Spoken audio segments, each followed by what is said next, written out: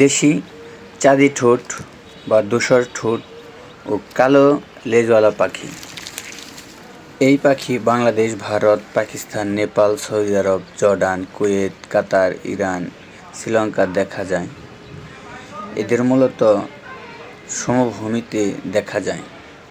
তাছাড়াও কাশবন, বালুময়, শনবন এসব জায়গায় তারা বাসা বাঁধে। নদীর তীরে, আবাদি জমি ও কাটা ঝোপঝাড়ে এরা বিচরণ করে। এগুলো পাখিকে চাঁদি ঠোঁট নামে পরিচিতি, এগুলো সবাই চেনে চাঁদি ঠোঁট নামে। এদের প্রধান খাদ্য ঘাসের বিচি, কাউন, চিনা ইত্যাদি।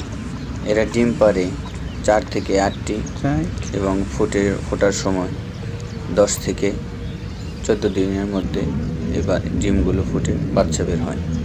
তো আশা করি ভিডিওটি ভালো লেগেছে। দয়া করে সবাই লাইক, কমেন্ট, শেয়ার করবেন। ভালো থাকবেন। আসসালামু আলাইকুম।